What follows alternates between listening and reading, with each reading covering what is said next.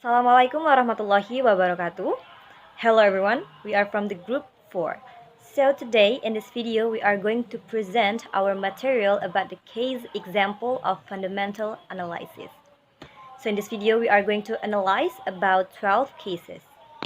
Before we discuss about the material, I would like to introduce me and the member of the group first.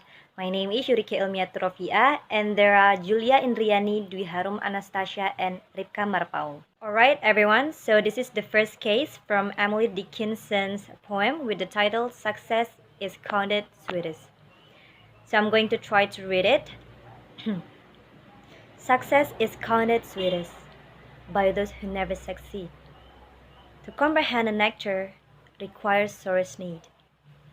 Not one of all the purple host who took the flag today can tell the definition so clear of victory as he defeated dying, on whose forbidden ear the distant strains of triumph burst agonized and clear. Okay, after we see and read the poem, we are going to analyze the poem. The first thing is about the versification. So in this poem, the writer has written 3-4 line stanzas or quatrains, and all in iambic 3 meter. So with a frequent extra syllable in the first and third lines. The stanzaic rhyme scheme is A, B, C, B. In other words, only the second and fourth line of each stanza rhyme, never the first and the third. Okay, next is about the point of view.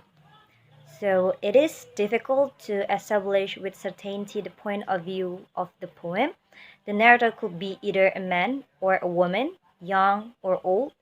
But one thing is certain, that the fact that the narrator feels sure that one who has not been victorious can be understand victory suggests emphatically that he or she has been, as it were, on the losing side.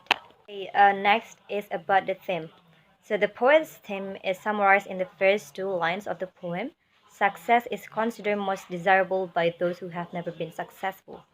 The rest of the poem develop the theme further to appreciate the good taste of sweet nectar. And the second 2 stanzas describe the way in which the victorious soldier are unable to define success, those who have not been successful. So it is particularly useful to observe that the poet introduced the word definition, because we can consider the entire poem a successful definition of what it means to be succeed. And the last is about the reader's response or subjective involvement. So, those who have never known defeat or failure may not understand the poem at all, but those who have never known victory or success will understand it very well. So it is unnecessary to over psychological discussion or historical analysis, because the poem is relatively straightforward definition of success. Okay everyone, so we're going to move to case number 2, Shakespeare Sonnet 18. Again, I'm going to try to read it. Shall I compare thee to a summer's day? Thou art more lovely and more temperate.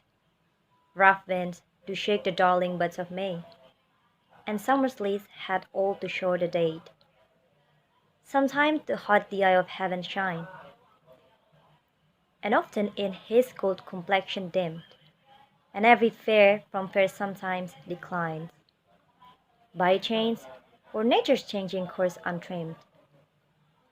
By thee eternal summer shall not fade, nor lose possession of that fair thou owest. Nor shall that break the wondrous on his shade, when in eternal lines the time thou growest. So long as man can breathe or eyes can see, so long live this, and this give life to thee. And I already read the poem. The next thing that we're going to do is analyze the poem. So the first thing is about the versification. So as a Shakespearean sonnet, the poem has 14 lines of iambic pentameter, and a rhyme scheme of this poem is A, B, A, B, C, D, C, D, E, F, E, F, G, G. In other words, there are 3 stanzas of alternating rhyme followed by a rhyming couplet. Okay, now we're going to analyze about the figurative language. So in the first place, the basic of the entire poem is extended hyperbole. So remember that hyperbole is a figure of speech employing extreme exaggerations. So in the sonnet, Shakespeare say that his lady is more beautiful than a summer's day. And we also should notice how Shakespeare used figurative language in other ways. For example, we can point out the metaphor he used for the sun. He didn't use sun, but he used the hot eye of heaven. And Shakespeare also relies strongly on figurative language to convey his hyperbolic expression of his lady's beauty. So the poet has chosen to begin by asking, "Shall I compare thee to a summer's day?" And then he proceeds to this comparison, thus answering his own question in the affirmative. So the poem successfully answers its own question and does in fact present a good comparison. We can judge it very successful. Okay, this is the third case from W.H. Auden's poem with the title The Unknown Citizen. But this time I'm not going to read the poem because it's too long, so you guys can see. This is the poem and you can read it. Okay, the first thing that we're going to analyze about this poem is about the versifications. So one of the most salient features about the composition of Auden's poem is its irregular rhyme scheme. So sometimes Auden used alternating rhyme, for example in the first 4 lines, and sometimes there are rhyming couplets as in line 6, 7, 9, 10, 11, and 12. And sometimes there is a line whose rhyme is not repeated until 5 lines. For example, in line 8, which does not rhyme until line 13, framing the 2 rhyme couplets. Okay, right now we're going to talk about the theme. So in Auden poem, we are in the same place from the beginning to end, within a repeating definition of modern man. No matter which detail of the poem we are examining, the point to emerge is always the same. Modern man has somehow become a very dull and extremely predictable. So modern man is more concerned with doing the right and the appropriate things.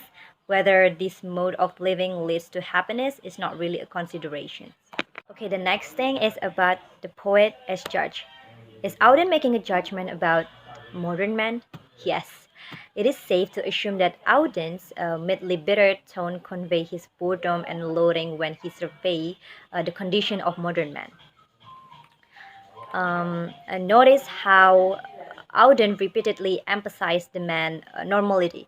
He was not odd in his view. His opinion was sound. His reaction to advertisement were normal. And he held the proper opinion. He had the right number of children. So the combined effect of all of these words sounds normal, proper, right, one of the oppressive ordinaries. So because this man is ordinary, he represents thousands of other modern men. Everyone else is ordinary, and this, Auden is arguing, is the tragedy of modern existence. The next thing that we are going to analyze is point of view. What can we say about the point of view in Auden's poem? The tone of the poem is that of mock epithet. What is that? It means that the poem, the mock inscription on the tomb, describes that the life of someone who is now dead. We are meant to reflect on the meaning of this man's life.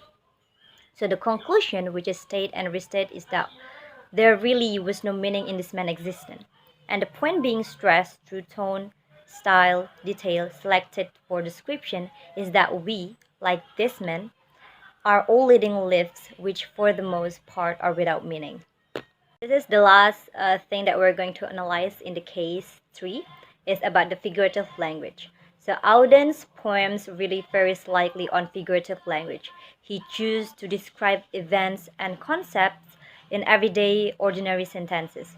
For the most part, Auden's poem seems to be very objective. Although we detect Auden's personal disapproval of the modern man, there is no overstatement, there is no strong personal or subjective statement. Okay everyone, and I will explain about next case from Milton Sonnet, when I consider how my life is spent. and I will try to read it. When I consider how my life is spent, ere half my days, in this dark world and wide, and that one talent which is dead to hide, Lord with me useless, took my soul more heaven, to share there with my Maker, and present my true account, lest he return in said, that God accept day labor.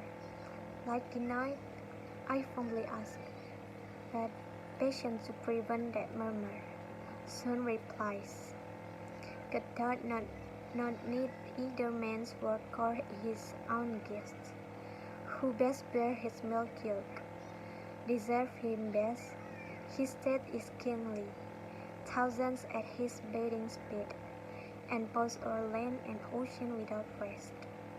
They also serve who only stand and wait. And after read the poem, we are going to analyze the poem. The first thing is about versification.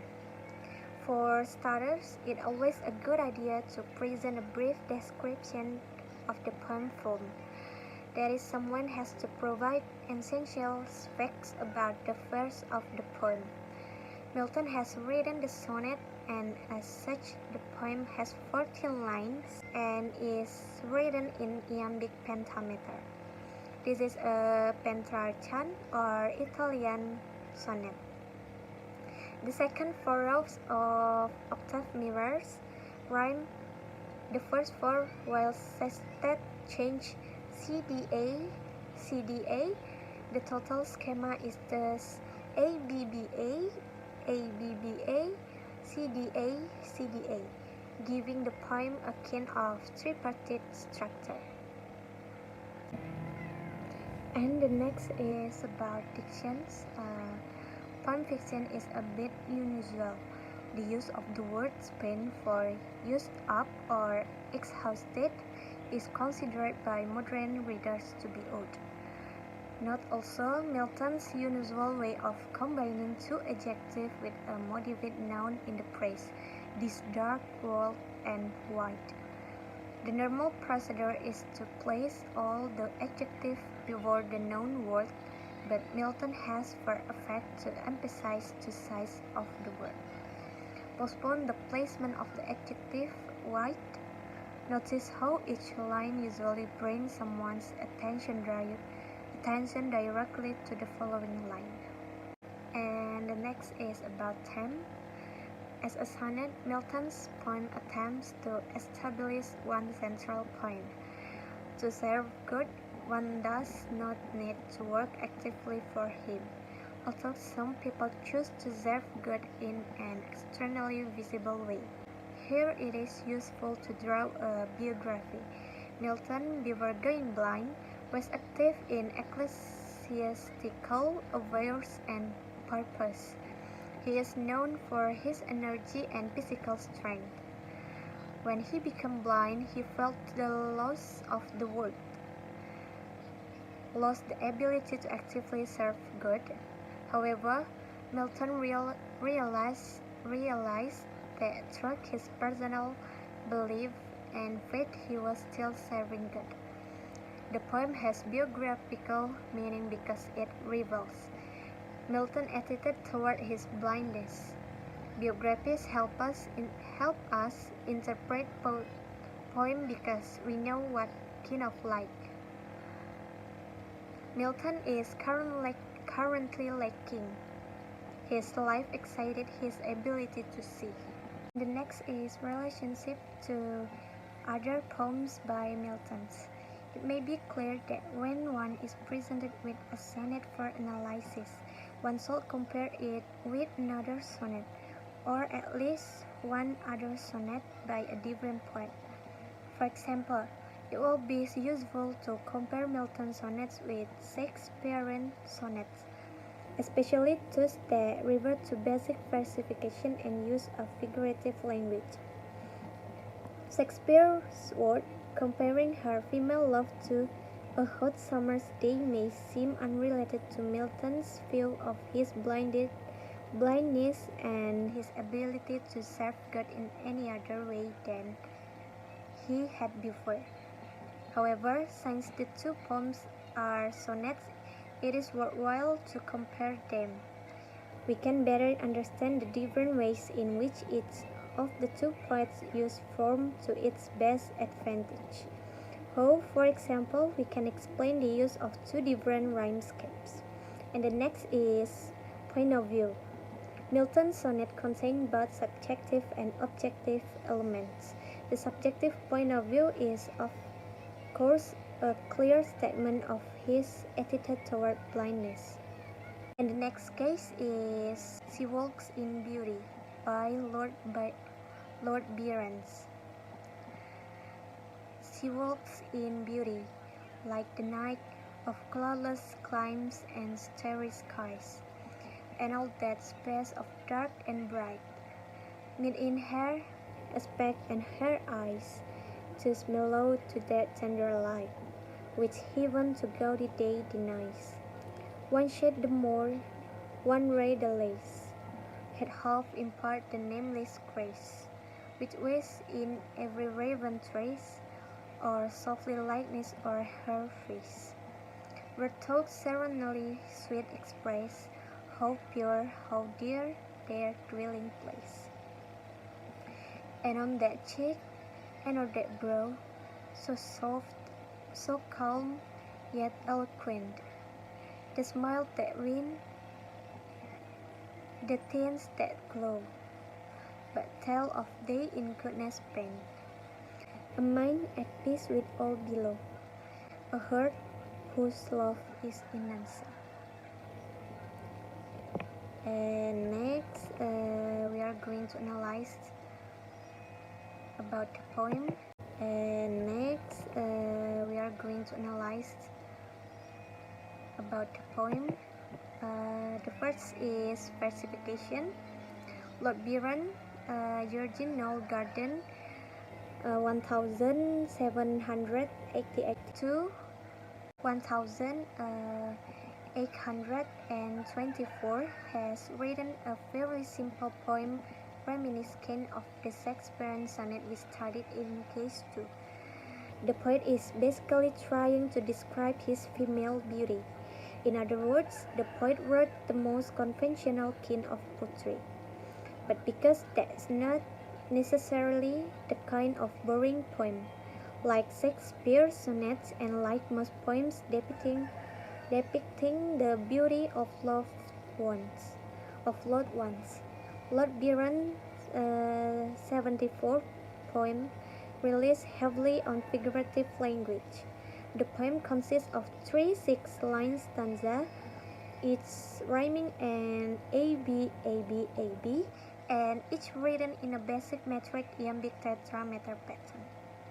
And the next is figurative language. The opening stanza begins with a parable comparing the woman to a cloudless, starry night. From the parable we turn to a series of hyperboles. Byron made his point in the last stanza. A woman's beauty reflects the goodness of her experiences as well as her peaceful mind and heart that is filled with innocent love. In other words, Byron finally wants to discuss personality and shift sharply from a description of the outward appearance of his love to suggestion about the extraordinary beauty that must exist within him. In contrast to Auden poem we examine, Byron's poem has a visible development from physical to abstract beauty, development from concrete image to abstract suggestion from image. The next is point of view. This is a conventional kind of poem, but notice how Byron stray imaginatively from convention by going on to explain, comparing his woman not only to the shining light but more to the beauty produced when starlight and black night are found in their relationship. The idea of our analysis is to suggest specific ways in which a poet develops an idea. And the next is creation of atmosphere. The poem has a curtain, a pale that defies definition. Part of the charm comes from the striking juxtaposition of the stars and the surrounding darkness. But part of the charm stems from the overall effect of the poem. There is a creation of a romantic atmosphere. Words like kindness and innocence almost subconsciously draw our attention to what is morally beautiful and valuable.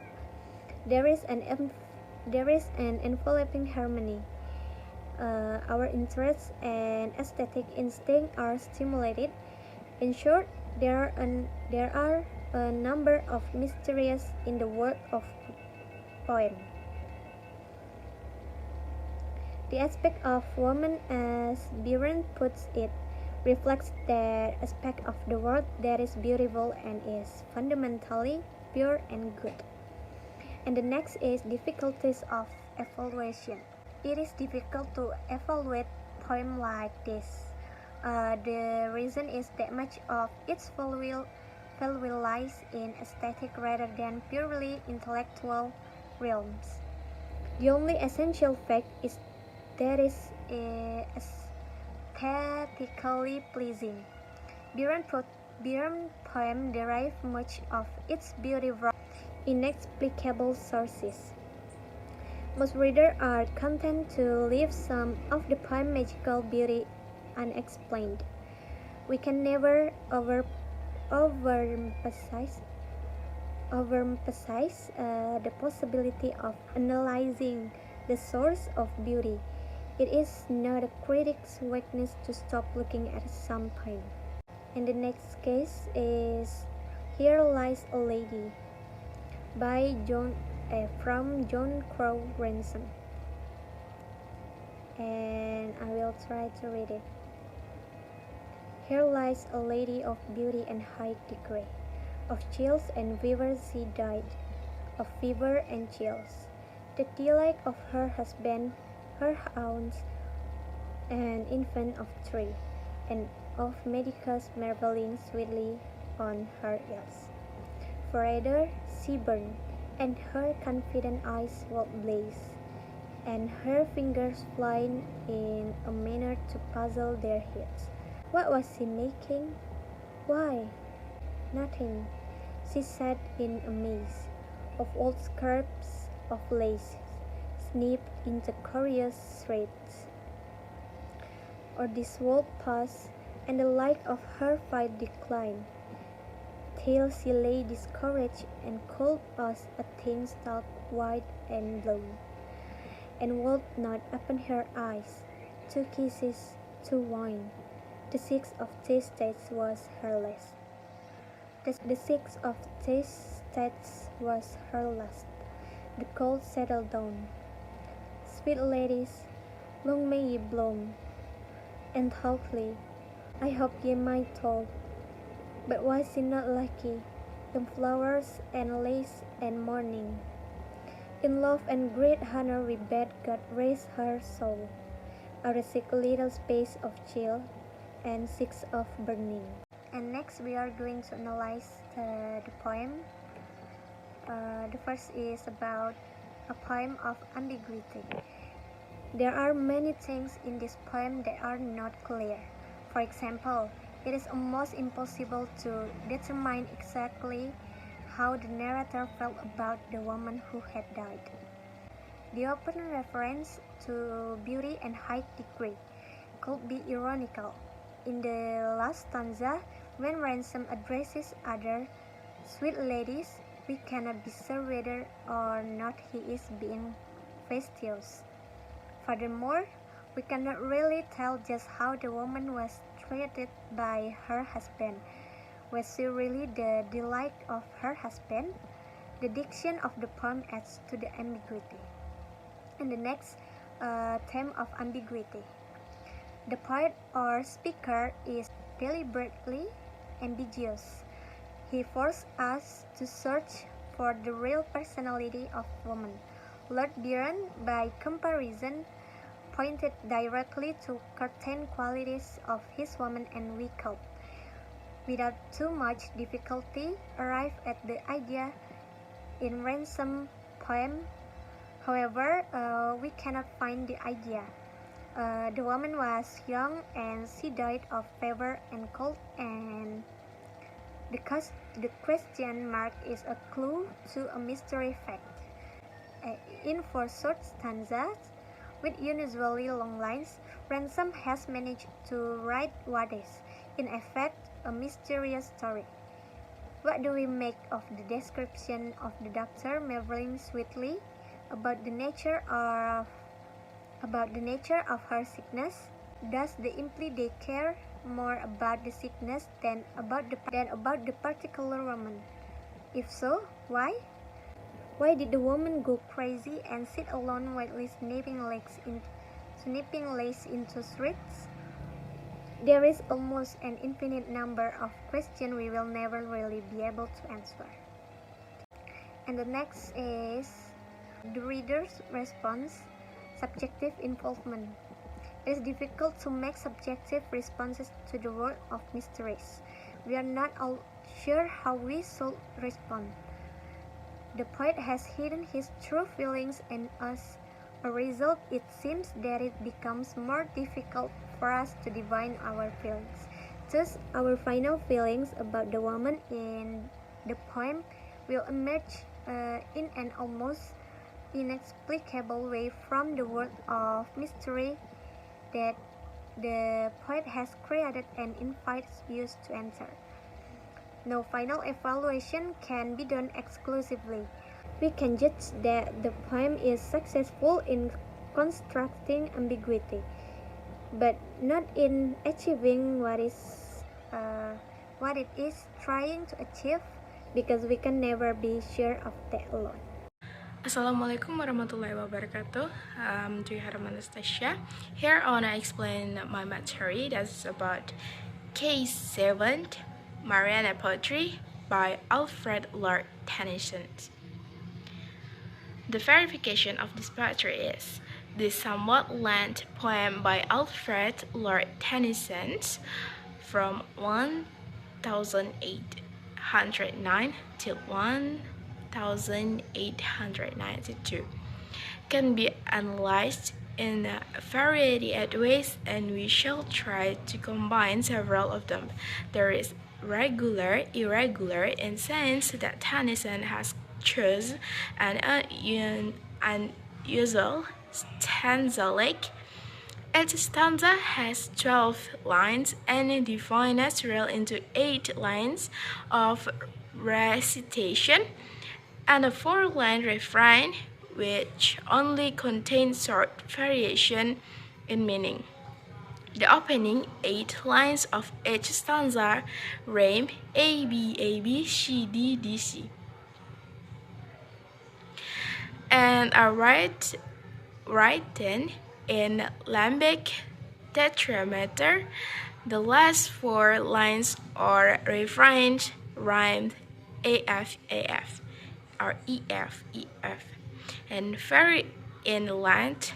The 9th line has 9 syllables, the 10th has 6, the 11th has and the last 6 again. Next, atmosphere. The word of the poem. It is difficult to discuss the development within the poem.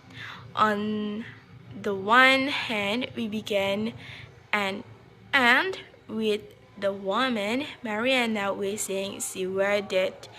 In the beginning, she is waiting for him to come. In the end, she is waiting. Next is damp or dame. Man and society. Mariana can be discussed in terms of man and society. We are examining a woman living in isolation, desperately waiting for some man. in a sense a representative of society to come and enter the world. Next is point of view. From a psychological point of view, Mariana can be read as a study in human aspiration within the sagging walls of her dreamy house. Mariana hopes that someone will come, and yet we sense that she knows he will never come. It is as if she knew she has no right even to hope, but that nevertheless indulge herself. Next, about imagery. Mariana is a very delicate combination of colors, sound, and other physical property, which all reflect the emotional outlook of the heroine. The natural description in the poem is carefully presented so as to produce the greatest effect on the readers. The picture of grieving Maurice Moses, or of resting Niles together with the strange sound of the cock, the low of the oxen, etc. Next is case number 8. The poem of The Eagle and the Mole by Eleanor Bailey. So, we can analyze first from the title. Sometimes the best place to begin one's analysis of a poem is with the title in Eleanor Bailey's poem. We should thus ponder the title and ask why she has chosen to describe the kegel and the meat. Next, about versification and structure. Written primarily in lembic trimeter, the poem is very tightly organized. Notice how each of the first 5 stanzas divide naturally into 2 sections, one describing the reeking, polluted, flock, the ugly, common mass living in hatred, etc., and one describing the natural freedom and strength of the eagle or the mole. Notice how the various adjectives establish a sharp contrast between the gregarious, flock and the independent kegel and mole. Next is about Dame. The poem is short and to the point. We have been able to arrive at an understanding of both meaning and composition. Merely by pondering the title in relation to the poem, but the meaning of the necessity of personal. Next is case number 9, poem Leisure by Wehad Davis. We can analyze the title and the theme. This poem again gives us an example for analyze through consideration of title. Leisure is being discussed in fairly concrete terms. The poet presents his basic philosophy in the opening of the poem, which after all is a request for the title word leisure. Okay, that's all for me. I'm sorry for the mistake and thank you. Next material will be presented by Ripka. Okay guys, my name is Ripka. I will explain about case number 10 till 12. Case number 10, The Waterfall by Henry Vaughan. Versification. The first section of the poem is constructed of 3 rhyming couplets of lembic pentameter, separated by several couplets of lembic dimeter. The mixture of short and long line is probably at least remotely suggestive of the movement of waterfall. The long lines representing the step plunge of the water over a cliff. If not visual, the alternation of short and long couplets offers the reader a rhythmic effect, which again suggestion the dramatic events of cascading waterfall. From another point of view, the second section of the poem could be seen as the longer part of waterfall. And the next, the man and the nature. We realize the fogging poem has something to do with the relationship between man and nature. The poem makes a statement primarily about man and his destiny, but the mere fact that the analogy is drawn from natural landscape means that something is being said about man and nature. The idea being presented is that man can discover his nature some of the religious mysteries which he knows to exist in his relationship to a deity. In the world of nature, in other words, man can search for religious meaning. There are clues, parallels, analogies to be found in nature. And the historical approach.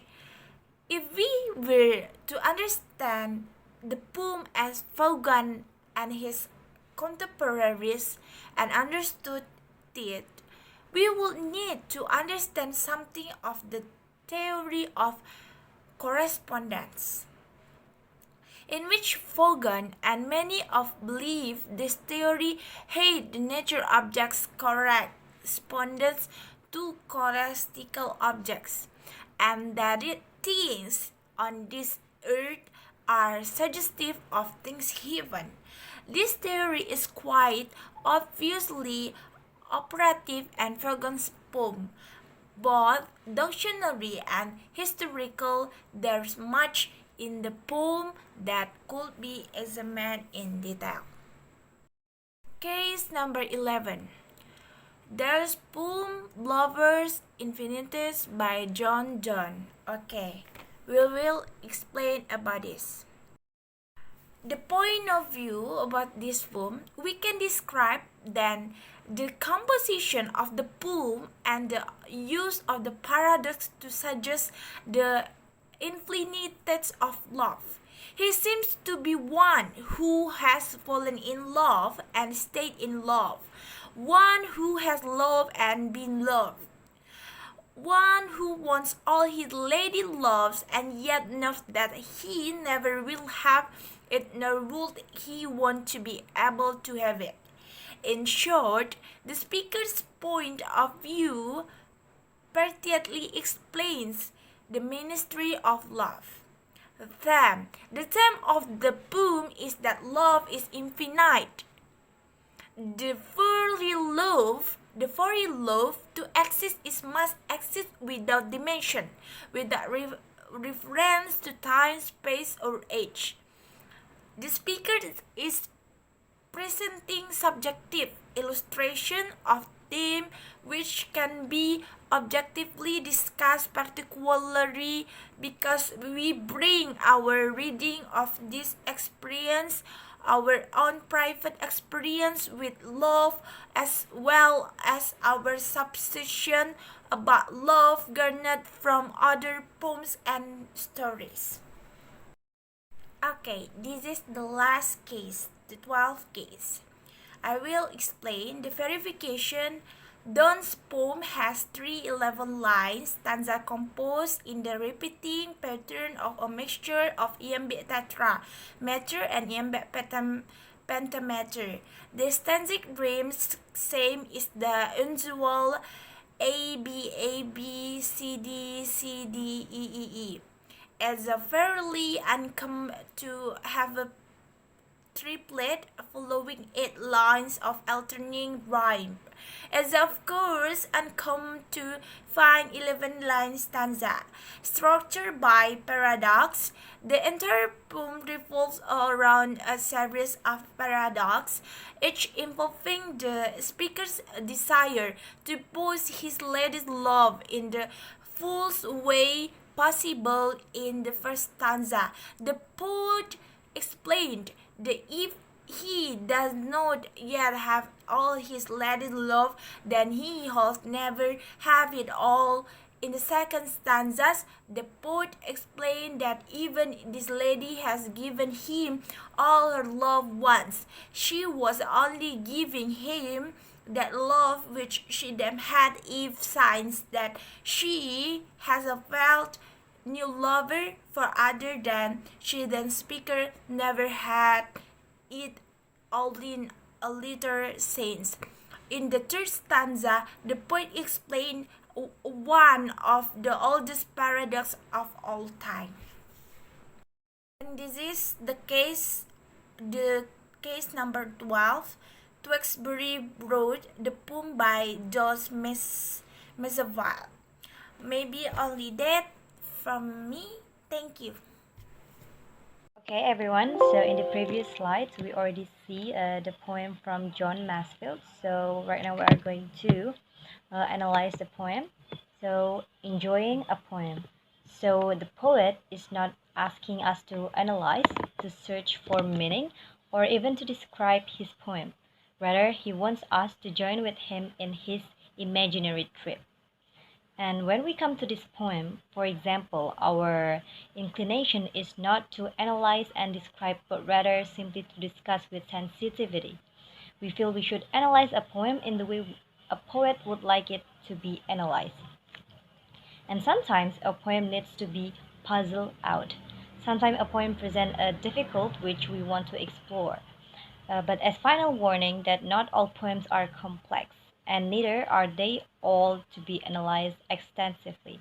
It seems fitting to conclude that the chapter with John Masefield Tewksbury wrote.